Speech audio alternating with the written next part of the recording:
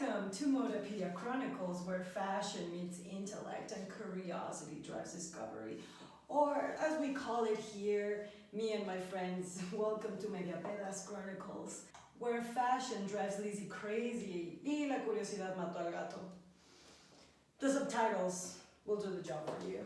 Right now, I feel like I am the one in the interrogation room, questioned by detectives, them trying to understand my motive and fishing for a confession. But you know what? I'm gonna give it to you through a lot of introspection. And I wanted to find a way to share all of the questions that I've had in my head about fashion specifically throughout the years, because the more I learn, the less I know. And whilst a lot of my friends think that I know too much, that I am a little walking encyclopedia of fashion, I honestly have more questions than answers. And so that's why I started Modapedia. Then the years flew by and I was just too busy to actually put my gears in motion. After my birthday, I decided that I was going to do it, that I was going to bring Modapedia back. Because like I said, I have a lot of questions. You know, it's my biggest pet peeve to see a lot of terms being misused. And especially because I come from a background of industrial design training, the fashion industry, production side of the fashion world, and also like trend forecasting. And I've done a lot of things throughout my life that I think that I have a better understanding of fashion than most people because of what I've seen firsthand. And yet again, I feel like there's not enough hours in the day and not enough days in the year to actually like consider myself knowledgeable. And I believe that asking questions more than stating my opinions about things is more beneficial for all of us. I mean, I'm human, I make a lot of assumptions, and I've made a lot of mistakes. One of the main things that drove me into making this project is the misused terms of fashion archives. And especially when I went in fully ignorant, not fully, but very naively, into art cataloging and archiving, and learning more about like the parameters and how it all like actually works in the art world and in the museum institutions, that I started to ask myself a lot of questions. And that is why I decided to do this, basically. That's what drove me to do this. And I think that it would be extremely useful for all of us to redefine the terms and use the terms that we are already using in the proper context and meaning. That's what I want to do. I just want to use the terms in a better way. So here's the thing. When it all started to click was, and let me tell you, putting all of this together was not easy. At first, I thought that I was going to do the sit-down format and explain all of the things that I think that I know in the stream of consciousness format. But I am a mess in here. Whenever I think that I look very polished, very professional, speaking about anything, I look like the crazy man with the conspiracy wall. Like, I've joked about this in the past, but it really clicked when I was trying to put this together and structure my ideas and my thoughts, and I was like, this is a pinboard from like a crazy conspiracy or a criminal case. And that's when I ding ding ding ding ding, it clicked. It started to become something of its own when I realized that the criminal investigation methodology used in the context of fashion research made a lot of sense. At least it did in my head. I'm crazy, I'm a little cuckoo in the nest right here. But that's my prerogative. This is my party and I'll cry if I want to. Then, as I said, it started to take its own form. I decided, what the hell, let's just go for it. I love criminal shows. When I was too young, when I started to watch some of the shows, specifically, I remember Profiler with Amy Walker. If you haven't seen it, I highly recommend it. Because A, she's super stylish, she's wearing Prada, Jill Sander, head to toe, chicness. and she's super smart. And I don't really enjoy the gory side of crime. I love when they're trying to pin down who did it, why did he did it, the whole psychological connections. I wanted to study forensic psychology because I wanted to be a forensic profiler. I didn't. I decided to study industrial design, and now I work in art and fashion. It's a mess, but it makes sense. So yeah, the whole doing this it just started to come on its own, and I loved it. There's some paranoia in me.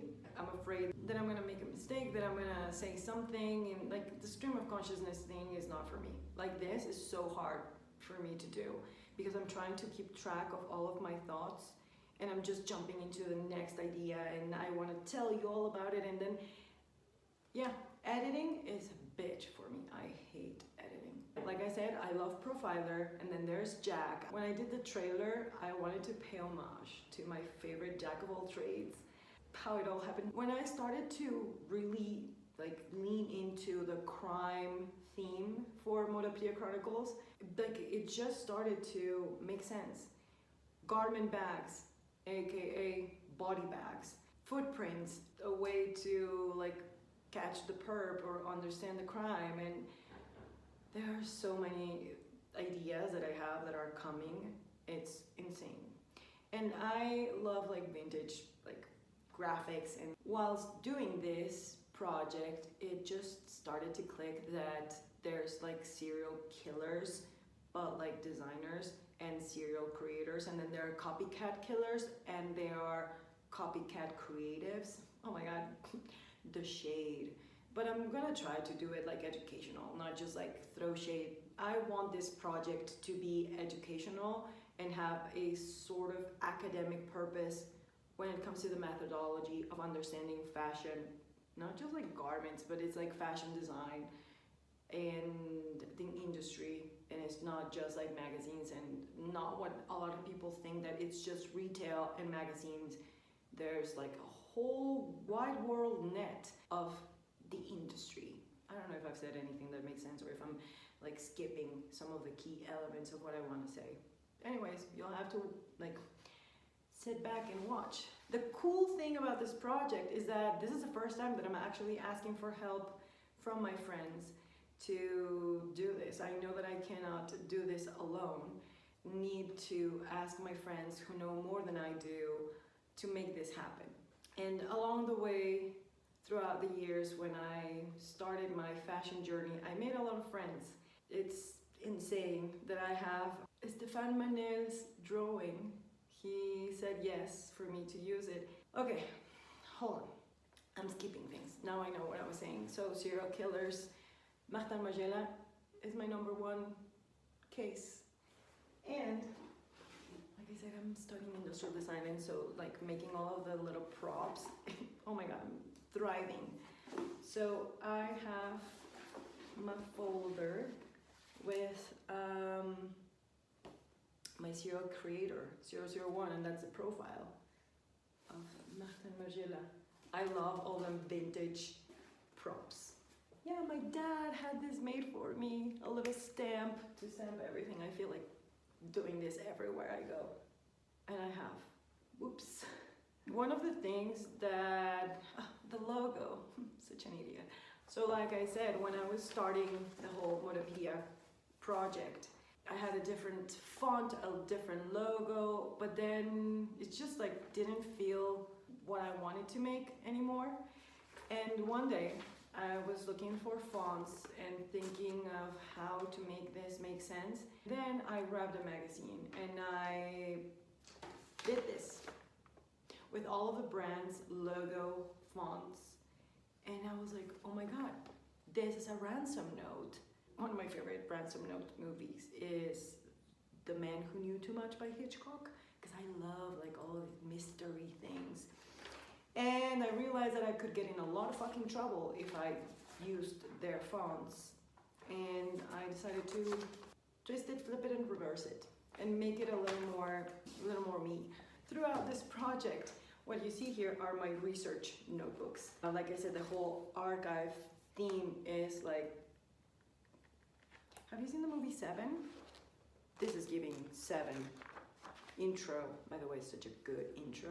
That's where I got the idea of profiling designers as serial killers, because that intro, I just pictured Martin being the perp. And also, here's the thing. I have my first attempt at a timeline that traces all of his active years and the years that we didn't know what the fuck he was doing, where was he. I've been doing my research. I mean, there's a very thin line between a stalker and a detective. For the past 15, God knows how many years it is since I first discovered Martin's work. I was 16, 34, you do the math. For all those years, I was basically a stalker. And now, I just changed the narrative because I am too close to getting a restraining order. That's the thin line between being a detective and a stalker. That's the thin line. I asked Stéphane Manel for this drawing. I asked permission to do that. That's my police sketch of Martin, because I don't really care how he looks like. I want to get into his brain. I want to understand what he has done throughout the years. That was my mom's idea, to do the tabby with the toe tag thingy. That was my mom's idea. I'm also doing this by myself. Although I have help from friends, I'm doing the research, I'm doing the sourcing, I'm doing like all of these crazy things. It's here, and the day doesn't have enough hours for me to actually complete everything. I'm editing, I'm filming. At the end of the day, Detective Lizzie Lowe, M.E. Lizzie Lowe, lawyer Lizzie Lowe, they're all characters. That makes this little universe make sense, but also make it easier for me and a little more fun to think outside the box and not just sit here and just talk you through what I know. Because what the fuck do I know? I have a lot of questions. And I think that it's very important to ask questions and try to, like a thesis, you have a question and you have to prove if your theory is true or not. And that's where all of the investigation, all of the research will lead you to confirm or deny your suspicions. I'm not really explaining a lot, and I'm not asking for forgiveness nor permission to do this other than him. I had to ask for permission. And him. That's a different story. You better believe that I'm doing my best to gather all of the information from the people that know more than I do and present it to you. I also want to trigger people's critical thinking. Maybe that's too ambitious, but I want this to be a actual useful source for design students. I want this to be an actual source for people that want to understand fashion but are too tired of how, no, there are so many things that I don't want to do and that I want to hold myself accountable for. It's always good to remind myself that the more I learn, the less I know, and that this thirst and craving for knowledge, it just triggers new questions in me. It's actually insane, and it's a lot to take in sometimes, because I then find myself in the question, what was first, the egg or the chicken? The egg or the fucking chicken? Just FYI, because I am trilingual and because we are going to do this with people from all over the world, the videos are going to be in different languages. So you better activate your subtitles. Prepare yourselves to learn to see fashion, not just in English, not just in Spanish, not just in French, and not just in Italian. There's gonna be German, Flemish. Goodness, this is scary. That's why it's Modapedia, Modapedia, Mediopedia. Gracias, Eric. I just want to have fun. I don't want to take this too seriously, although the information is serious and it's actual facts, not fuckery. It's been 5 years in the making.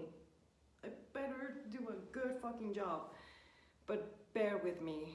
I have a little help from my friends, and I want you to bear witness of all the, it takes a village to raise this baby, to make it come to life. I think it's a way for me to cherish those memories of like making this happen, because oh my god, it's been crazy. This is a lot. If I was Martin, I'd be petrified. The reason why I have Stéphane Manel's sketch on the police sketch, it's because I don't want Martin to be seen as like, you know, the legend, the mystery man. If there's something I know about Martin, is that he's a guy just like you and I, but he's a really nice and smart guy. But he's human. But he's crazy as fuck. Like, you know, it takes one to know one. Oh my god. I just want to focus on his work, on his mind, not how he looks like. No, there's no point in like showing all the photos that I have of his face. That's like going against his desire for anonymity and the respect that he has oh so clearly demanded from all of us demented people. Because we want to know how he looks like. But is it really, like, does it bring anything to the table? No. I mean, personally, I kind of get it.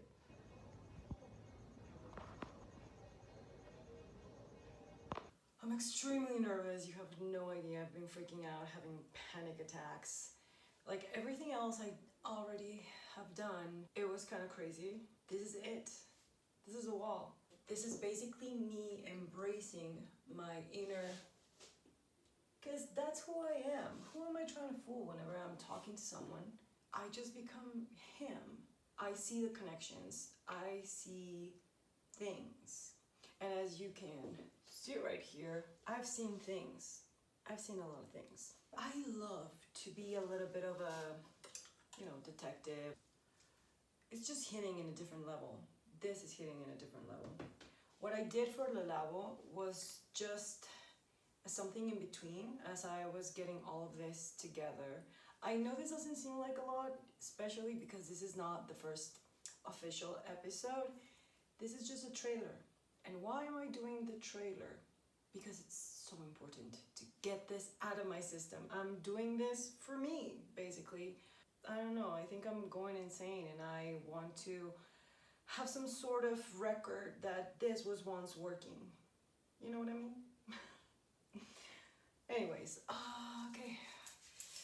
Let's get fucking to it. ¿Otra vez? Okay, so I just did something extremely crazy. I just covered these because what I'm planning to do is to cover the soles of the tabbies with the soap.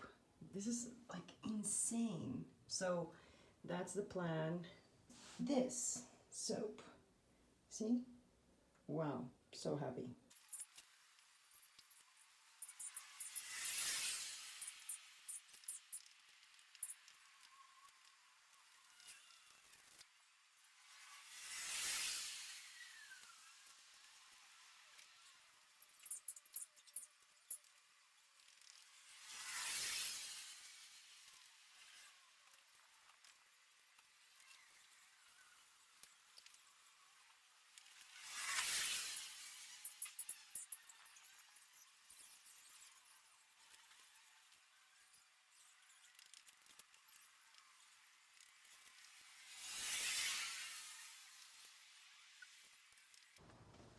And this is my art attack.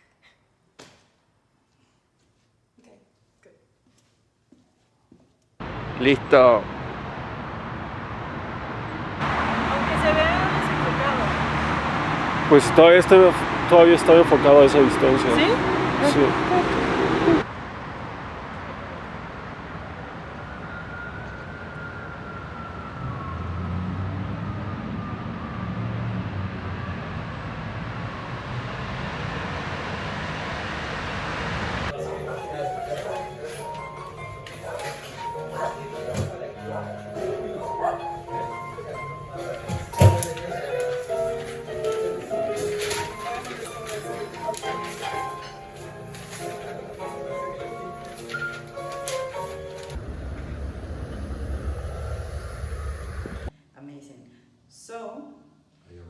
next point es lo que había dicho de la cirugía, que era meter la pinche chingadera. Pero sácala primero. No tengo que meterla primero. Métela fuera de cuadro, ¿no? No, porque it doesn't really matter. O sea, voy a cortar, que se quede grabando. Entonces ahí me acerco aquí y luego, o sea, que se vea como, sí está como super full cámara, Sí. o sea, como, y así nada más. And that's all. Y ahora, de donde está esa pinche foto, tengo que hacer el cut. O sea, el fondo va a ser la otra mesa y luego va a seguir la mano hasta que la ponga en la pared. We got it. ¿Ya? Yes, we got it. Posies. Come on. Go that way. Come. Stay here. Stay back.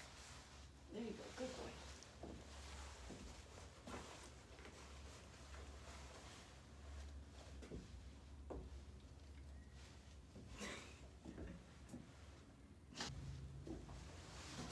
No. You want to go outside? Tiene sticker de nuevo, está bien. ¿Qué? Tiene sticker de nuevo. No.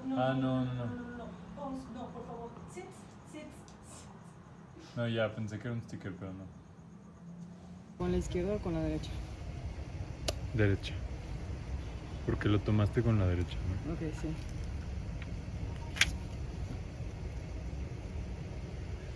Y en eso empieza a sonar. Trin, trin, trin. Ujú.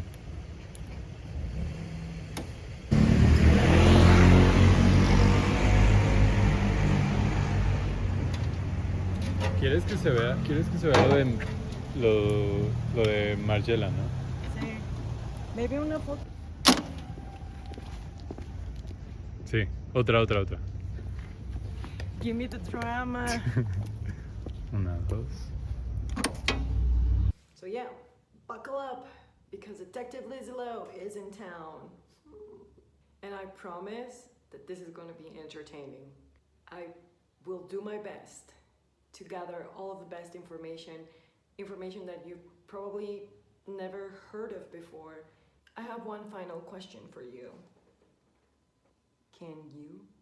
I'm having a lot of fun with all of these things. You have no idea. So I guess I'm back and crazier than ever. Whoops. And cut.